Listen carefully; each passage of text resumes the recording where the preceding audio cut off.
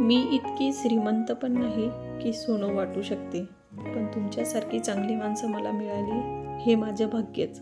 तुमची साथ मूल्यवान आहे, ती अशीच राहावी अशी देवी आईच्या चरणी प्रार्थना करते. वाईटावर चांगल्याचा, दुःखावर आनंदाचा आणि निराशेवर आशेचा विजय म्हणजेच दसरा. या विजयादशमीला तुमच्या सर्वांच्या आयुष्यामध्ये नवा उत्साह आणि नवीन ऊर्जा आणि यशाचे सोनेरी क्षण फुलावेत अशी प्रार्थना करते. आणि माझ्या सर्व यूट्यूब फॅमिलीला माझ्याकडून विजयादशमीच्या म्हणजे दसऱ्याच्या खूप खूप शुभेच्छा.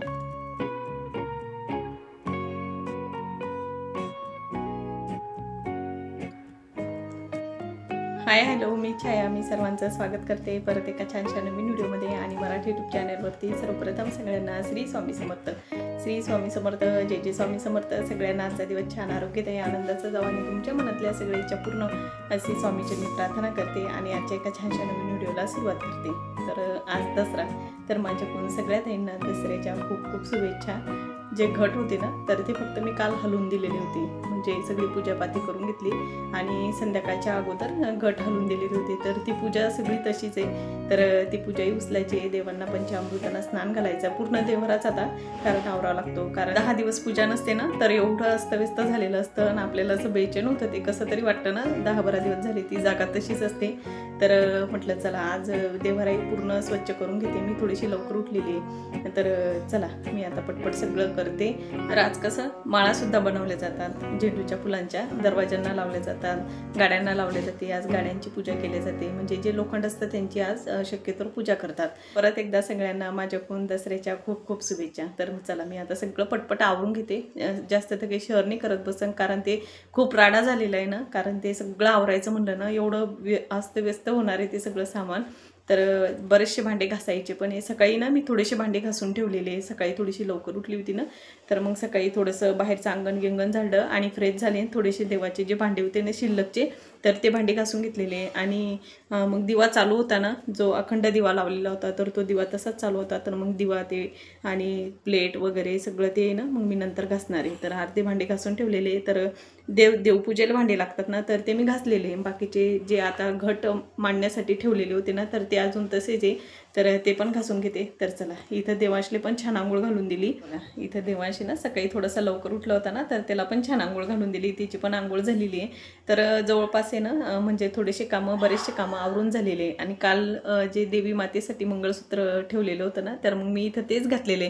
म्हटलं आपण काही दिवस घालून घेऊ, कारण काय होतं मग ठेवून ठेवून अशा छोट्या मोठ्या वस्तू आहे ना, त्याचा कलरही चालला जातो आणि खराब पण होऊन जातात. तर म्हटलं सोन्याचं काढून ठेवलं आणि हे घालून घेतलेलं आहे. तर चला इथं मी आता पटपट आहे ना देवाऱ्यातलं सगळं आवरून घेते आणि राहिलेले कामही करते. तर चला मग व्हिडिओ कंटिन्यू बघा आणि जर व्हिडिओ तुम्हाला आवडला ना, तर व्हिडिओला जरूर लाईक करा.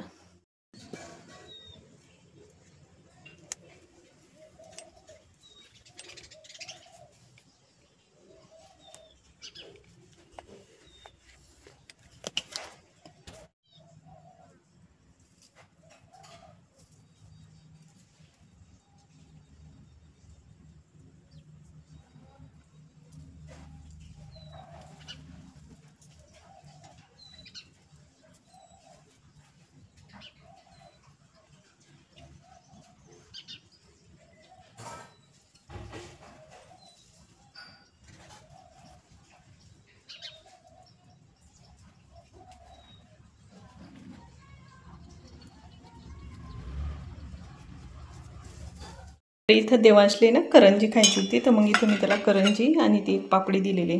तर चला मी आता पटकन देवाचं आवरून घेते. तर चला इथं पहिले ना बाहेरची पूजा करून घेते तुळशी मातेची, म्हणजे मग कसं उशिराही झाला थोडासा घरातल्या पूजेला, तर मग वेळ चालतो. कारण आता ते पूजा सगळं आवरायला आहे ना थोडंसं उशीरच लागणार आहे, कारण सगळं अस्तव्यस्त झालेलं आहे तिथलं. तर इथं दिवे लावायचे होते तुळशीजवळ आणि उंबरठ्याजवळ, पण मग म्हटलं चला इथं थोडीशी रांगोळ टाकून घेऊ.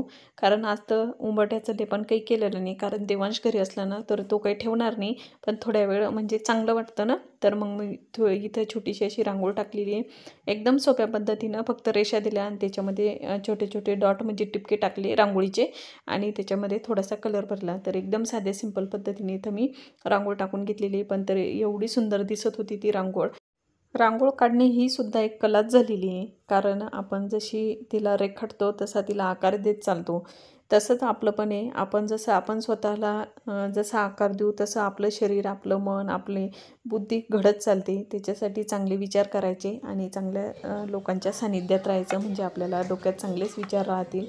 तर इथं लगेच मी म्हणजे उंबरठ्याजवळ दिवा लावून दिलेला आहे, तुळशीजवळ दिवा लावलेला आहे. तर तुळशीजवळ तर रांगोळ टाकायची बाकी आहे. मी लगेच आता रांगोळसुद्धा टाकून देते. तर तुळशी मातेची पूजा करून झालेली होती. तर इथं मला एका ताईची कमेंट आली होती की तुम्ही तुळशी वृंदानाला कोणता कलर दिला, तर इथं मी लाल आणि पिवळा जो कलर असतो ना तर तो दिलेला आहे. खूप म्हणजे ते खराब झालेलं होतं ना, तर इथं मग खूप दिवसापासून कलर द्यायचा होता, पण म्हटलं चला आता पुढं दिवाळी पण आहे, नवरात्र पण आहे, तर त्याच्या पहिले आपण कलर देऊ. तर अशा पद्धतीनं ते थोडंसं मी तुम्हाला लांबून दाखवते की तुळशी वृंदावन कशा पद्धतीनं दिसते. तर अशा पद्धतीनं तुळशी वृंदावन दिसते आणि समोरची जी म्हणजे रांगोळ टाकत असते ना, तर त्या फडचीला सुद्धा मी कलर देऊन दिलेला आहे. तर ते कलर कॉम्बिनेशन एकदम छान वाटत होतं. तर अशा पद्धतीनं कलर दिलेला आहे तुळशी वृंदानाला. लगेच मंदिरामधलं सगळं सामान म्हणजे सगळे देव बाहेर काढून ठेवले, त्यांना स्नान घालून एका साईडनं फॅनखाली सुकत ठेवलेलं होतं. म्हटलं तोपर्यंत आपण मंदिर स्वच्छ करून घेऊ. तर इथं मग मी लगेच मंदिर स्वच्छ करायला घेतलेलं होतं. तर इथं मी पूर्ण मंदिर आहे ना व्यवस्थित पुसून घेतलं आणि त्याच्यानंतर ज्या पायऱ्या काढून ठेवलेल्या होत्या ना त्या पायऱ्या परत मंदिरामध्ये स्थापित केल्या आणि पिवळा जो स्वच्छ धुतलेला जो कपडा होता ना पिवळ्या कलरचा, तर तो टाकून दिला आणि लगेच स्वामींचा फोटो तिथं ठेवून दिलेला होता. तर अशा पद्धतीनं मंदिर स्वच्छ करून घेतलेलं आहे. तर चला मी आता मंदिरात देवांना त्यांच्या जागी स्थान देऊन देते. तर सगळ्या देवांना मी त्यांच्या जागी स्थान देऊन दिलेलं आहे. तर जे गुलाबाला फुलं आलेले होते ना खूप सारे, तर मी ते तोडून आणले. तर म्हटलं चला ते फुलं पण अर्पण करून देऊ. देवांचे पप्पा बाहेर गेलेले, ते मोठी गाडी ना तर ते धुण्यासाठी पण गेलेले आणि त्यांना मग ते झेंडूचे फुलंसुद्धा आणणार होते. तर इथं माझी देवारातली पूजा करून झालेली आहे. तर इथं मला जी पूजा मांडायची ना दसऱ्यासाठी विजयादशमीची, तर त्या पूजेची मी इथं थोडीशी तयारी करून ठेवली आणि इथं कळस स्थापित करायचा होता देवाऱ्यामध्ये. तर तो कळस मग मी जो पहिला जो नारळ होता ना तर तो म्हणजे थोडासा खराब झालेला होता, म्हणजे त्यातलं पाणी ना पूर्ण आटून गेल्यासारखं झालं होतं. तर मग इथं मी नवीन नारळ घेऊन आलेली होती, तर तो नवीन नारळच इथं मग मी टेकवलेला आहे. काय माहिती तो नारळ आहे ना खूप लवकर असा म्हणजे त्यातलं पाणी आटून गेल्यासारखं झालं होतं. तर मग मी इथं नवीन नारळ ठेवलेला आहे. इथं आहे ना मी थोडीशी पूजेची अशी तयारी करून ठेवलेली आहे. जेव्हा पायऱ्यांवरती देव स्थापित केले ना तर तेव्हाच मंदिराला म्हणजे वेगळंच रूप आलेलं आहे. तर खूप सुंदर वाटत होता देवारा. तर देवांचे पप्पा आहे ना झेंडूचे फुलं आणायला गेलेले, तर मग झेंडूचे फुलं आणल्याच्या नंतर ते पण वाहून देणार. तर आता थोडीशी पूजेची तयारी करून ठेवली मी इथं. इथं पूजेमध्ये ठेवलेले जे भांडे होते ना तर ते भांडे इथं मी घासून घेतलेले. इथे बघा स्वच्छ दुरडी धुवून घेतलेली आहे. इथे हे भांडे सुद्धा घासून घेतलेले. चला इथं स्वयंपाकाला लागलेली आहे. तिथे भात लावून दिलेला आहे. तर खीरपुरीचा मी नैवेद्य दाखवणार आहे, कारण कालच पुरण बनवलं तर मग आता परत पुरण बनवायला पुरवत नाही. तर इथं मग मी ना खीरपुरीचा म्हणजे इथं भात लावून दिलेलं आहे. खीर बनवते, पुरी बनवते आणि आलूची भाजी बनवते. तर चला.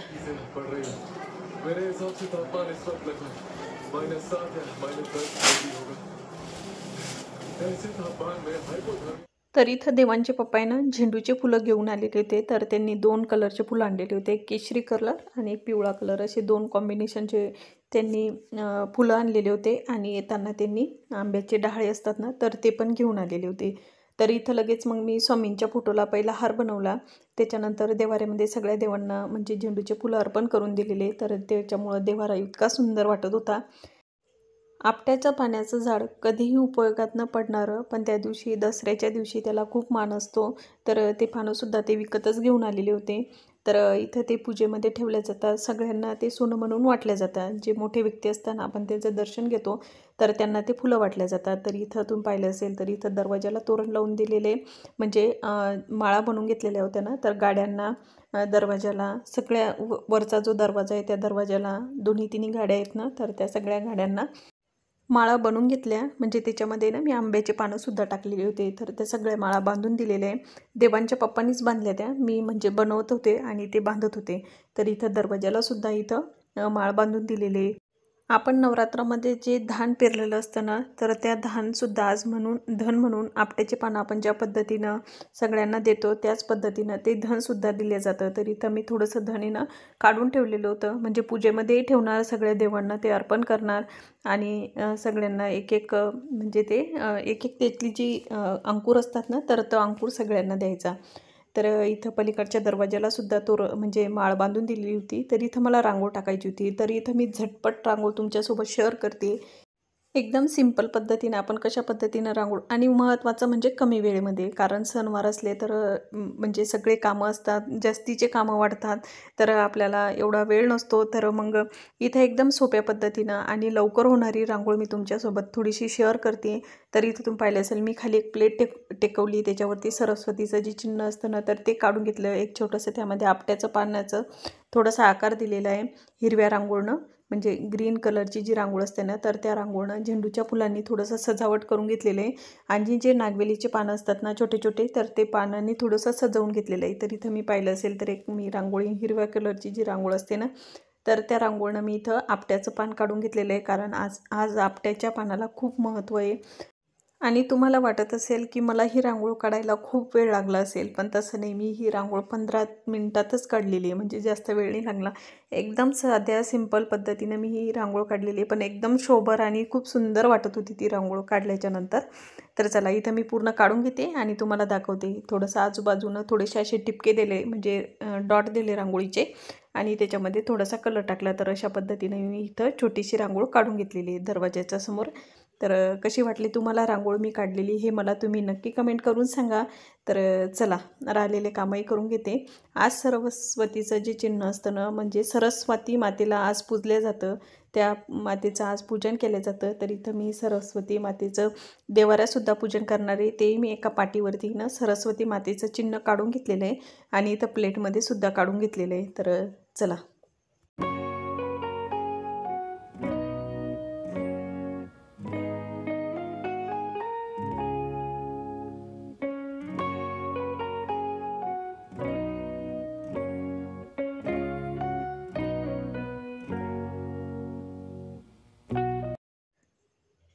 रांगोळ काढणं झाली ना, त्याच्यानंतर मी तुम्हाला जास्त काही शेअर नाही करू शकले. त्याच्यानंतर मग संध्याकाळची वेळ झालेली होती. तिथं मी छान तयारी केली. एकदम साधी सिंपल अशी तयारी करून घेतलेली आहे. तर इथं मला आता दिवे लावून घ्यायचं होतं. गाड्यांची पूजा करायची होती, म्हणजे गाड्यांना हळदी कुंकू, जे आपट्याचे पानं म्हणजे सोडं व्हायचं होतं, अशी पूजा करायची. तर इथं मी तुळशीजवळ उंबरठ्याजवळ दिवे लावून दिले आणि त्याच्यानंतर लगेच पूजेचं ताट काढून घेतलेलं आहे. तर चला मी आता पटकन गाड्यांची पूजा करून घेते. ते काही मी तुमच्यासोबत शेअर करणार नाही, कारण कॅमेरा देवांच्या पप्पांना पकडायला आवडत नाही आणि ते काही कॅमेरा पकडत पण नाही. तर मग अशी कोणाची मदत नसली ना, तर बऱ्याचशा गोष्टी आपण शूट नाही करू शकत, कारण जर शूट करायचं म्हटलं ना, तर मग कोणीतरी पाहिजे मदतीला, पण त्यांना आवडत नसल्यामुळे ते काही म्हणजे कॅमेरा हातात घेणार नाही. तर इथं मग मी म्हणजे पूजा झाल्यानंतर तुम्हाला हे दाखवते. तर इथं उंबरठ्याजवळ दिवा लावलेला आहे. त्याच्यानंतर रांगोळीवरती जे म्हणजे विकतचे भेटतात की नाही, तर ते दिवे लावून दिलेले आणि इथं तुळशीजवळसुद्धा दिवा लावून दिलेला आहे. अगरबत्ती धूप दीप लावून इथं पूजा करून झालेली आहे. त्याच्यानंतर गाड्यांचीसुद्धा पूजा करून घेतलेली आहे. तर चला इथं मोठ्या गाडीची पूजा करून झालेली आहे.